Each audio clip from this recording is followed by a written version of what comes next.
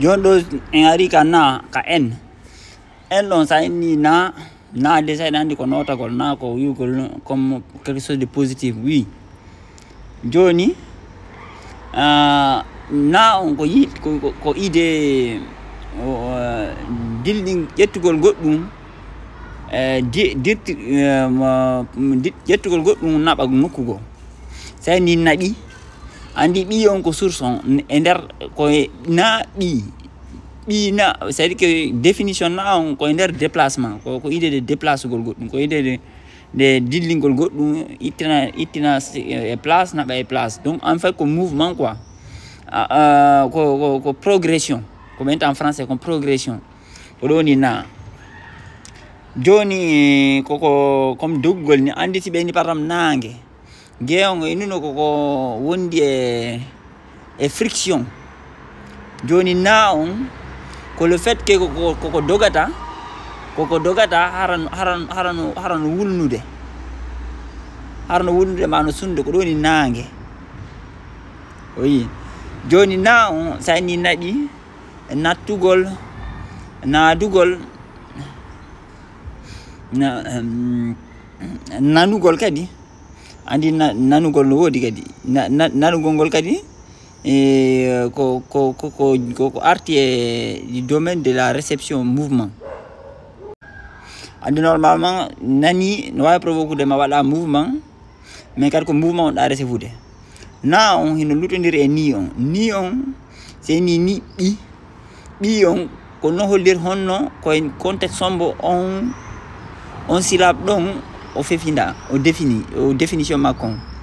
Donc andi ko hunde yiltinde e niwre, c'est à dire que ko base on en fait. Ni on ko yilti e état fondamental on e état ati ɗon. O andi goɗɗo en ni ɗon wodi boddinetede ningire hara ko marɗi galaɗi quoi. Joni noon ko bolle fofotoɗe naata ka nder leydi sora ka nder leydi quoi en fait, c'est à dire que ɗe iro ka nder irotoɗe. Andi on ni on ko en rapport avec kandi wonta ton. Andi ni on ko yaltata e nder niwre ko état de base on son hay so inni ninse ko le fait que ninse hara on tigi arti e retour e ka niveau de base makko on. Parce que a waɗu goɗɗum tawɗa en fait ɗa miijitade fi état ka wonnoɗa au début ɗon, c'est à dire que a nato e goɗɗum tata ɗum ɗon ko ɗum woni ni seɗen c'est à dire que iɗa haɗa yeeli hotugol e état mo wonnoɗa on au début. Donc ni on kala ka ɗum anni ko en rapport avec le fondement, la base, le départ. Na on ko progression, mouvement progression.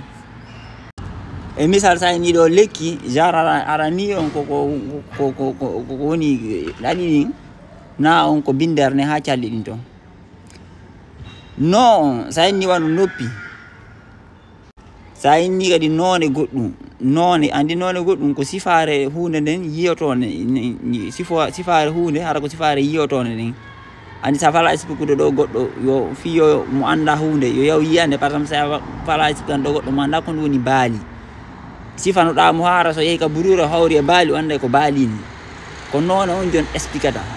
None non ko yiyoto ko woni en surface ko.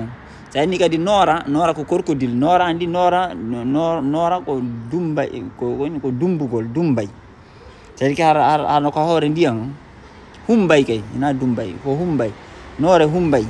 Joni andi ko woni ka surface goɗɗo kadi addi ɗo ay har feere sa noyndete no kon hara noyati ko soɓɓinagol ɓe futatoro ɓe mari har feere hara no wawa soɓɓinagol mais hara ko non. Joni non on koko woli fi ko woni ka surface kon, c'est à dire que ko état de mouvement en surface en fait, ko état d'activité en surface. Non no lutodiri ni on non lutodiri ne on kañum o andi hay so ni nosugol ko honɗum ko waɗugol vie yiyotoɗo vie de surface. Sa en ɗo goɗo nosude en fait ara anda gurdam makko ɗa nder hono woniri kon ɗa renti ko yiyoto kon hino foti.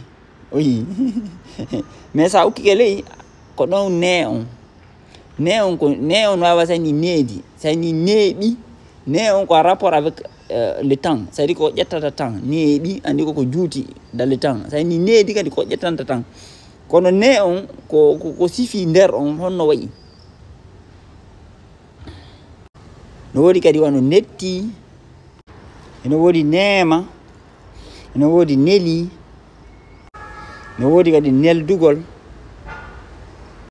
o andi ɗo en on toujours ko en rapport avec naɓugol goɗɗum ay wona e neldugol ko ɗum si ɓenni par exemple hay ko haalara ɓenni nabi e bi on ko comme genre bimbi koko dawata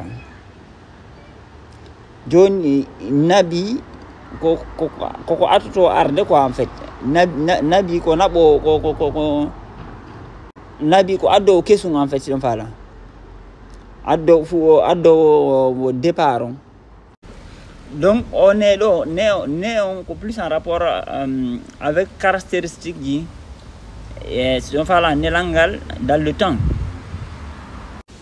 o andi so ni nene ko ne o mais needi ko avec le temps mais needi non hina ampi en rapport avec la morale ko en rapport avec une discipline kon c'est-à-dire que caractéristique ji ɗin joni sa ni no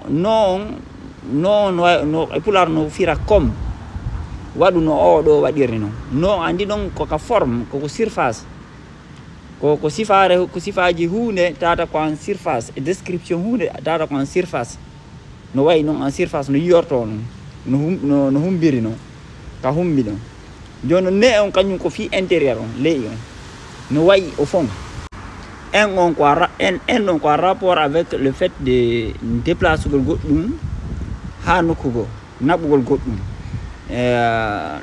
soit nulugol soit nelugol soit naɓugol voilà